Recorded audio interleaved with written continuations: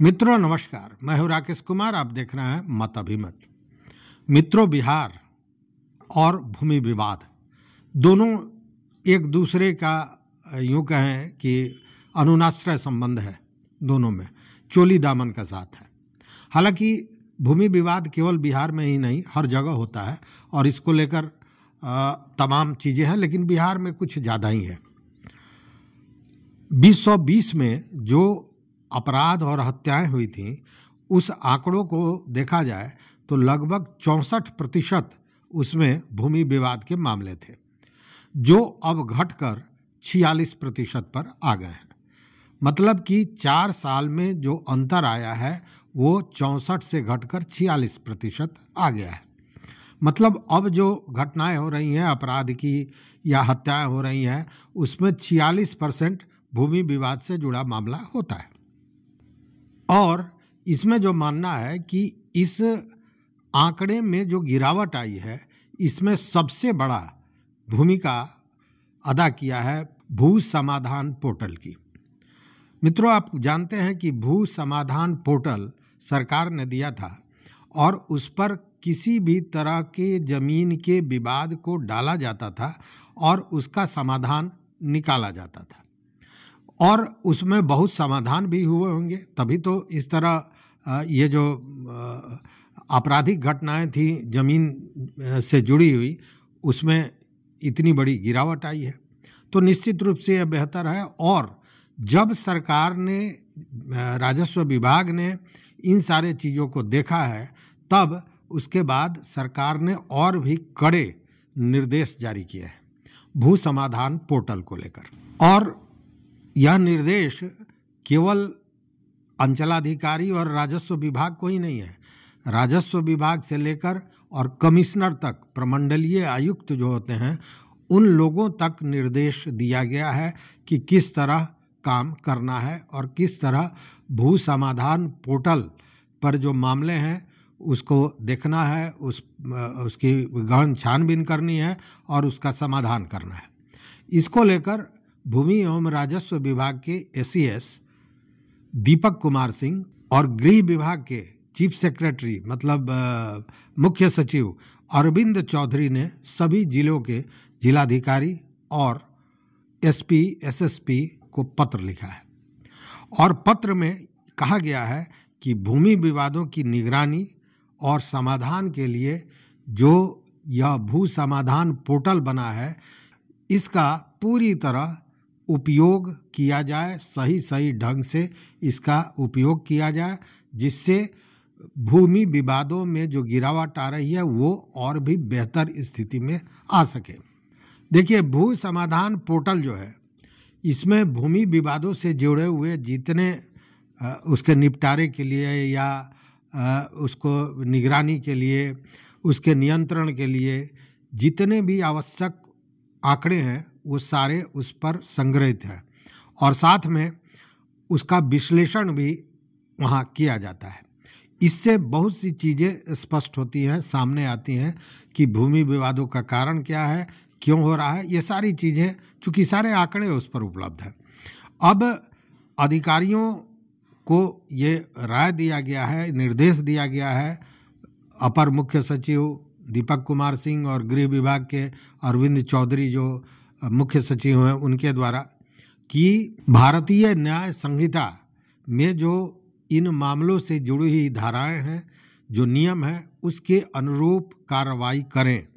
साथ में अभी आप देखिए, अब क्या है कि जब गृह विभाग ने कार्रवाई की बात की और कहा कि ज़मीनी विवाद जो है उस पर पूरी तरह संजीदगी के साथ काम करना है, अंचलाधिकारी से लेकर प्रमंडलीय आयुक्त तक निर्देश दिया गया है। और इसी बीच डीजीपी विनय कुमार आए हैं। आप जानते हैं विनय कुमार बहुत सख्त और ईमानदार पदाधिकारी हैं और उन्होंने आते आते पुलिसिंग को भी एक तरह से कहें कि उसमें फुर्ती ला दिया है। पुलिसिंग भी अब कड़ी हो गई है, तरह तरह के निर्देश दिए गए हैं। तो अभी अगर इसका लाभ प्रशासन भी लेती है और जो भूमि विवादों में जुड़े हुए लोग हैं वो लेते हैं, तो उसका और भी कारगर लाभ उनको मिल सकेगा। अब उसमें बजाबते निर्देश दिया गया है कि जो कमज़ोर तबके के लोग हैं या जो गरीब हैं, जो असहाय हैं या जीविकोपार्जन के लिए बाहर रहते हैं, वैसे लोगों के मामले को तेजी में देखना चाहिए, प्राथमिकता के साथ देखना चाहिए।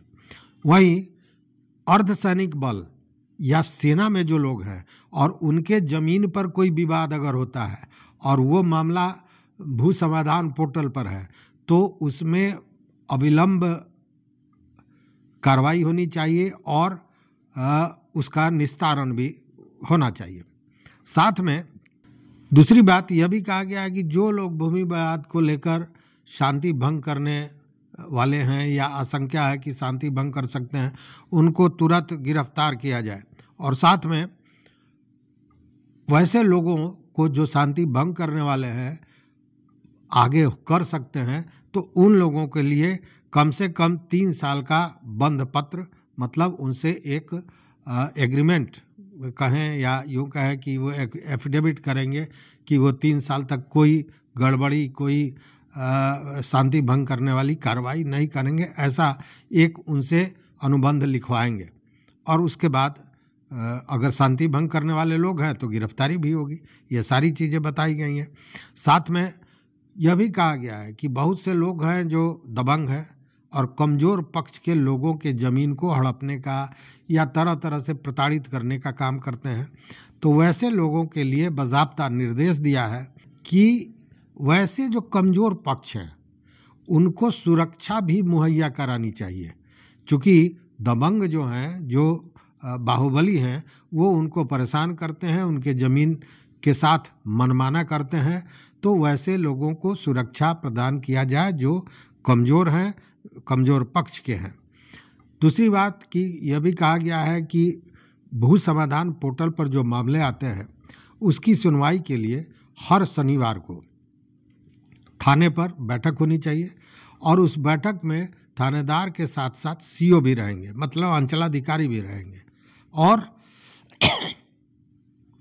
और थाने में दोनों पक्षों को बुलाकर, मतलब वादी और प्रतिवादी दोनों को बुलाकर सामने बिठाकर मामले का निपटारा किया जाए। और इतना ही नहीं, उसके साथ भी कहा गया है कि यह तो हर शनिवार को होगा, मतलब प्रत्येक सप्ताह, और हर 15 दिन पर एसडीओ जो अनुमंडल पदाधिकारी है और अनुमंडल पुलिस पदाधिकारी, एसडीओ और एसडीपीओ, इनको भी कहा गया है कि आप भी बैठक करें और आप भी इन चीज़ों को देखें। मतलब जो थाने से मामला निपटारा नहीं हो पा रहा है उस पर वो देखें। साथ में जो थानेदार द्वारा न्याय किया जा रहा है या सुनवाई की जा रही है उस पर भी गहरी नज़र उनकी होनी चाहिए।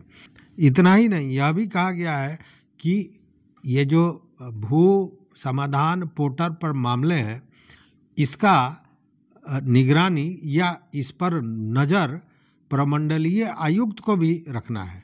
और साथ में जो जोनल आईजी हैं या डीआईजी हैं उनको भी कहा गया है कि वो इसकी समीक्षा करें, ताकि यह जो भू समाधान पोर्टल के आने के बाद जो आपराधिक घटनाएं भूमि से जुड़ी हुई जो घट रही हैं वह निरंतर नीचे आवे और इस पर ज़्यादा से ज़्यादा रोक लगाया जा सके।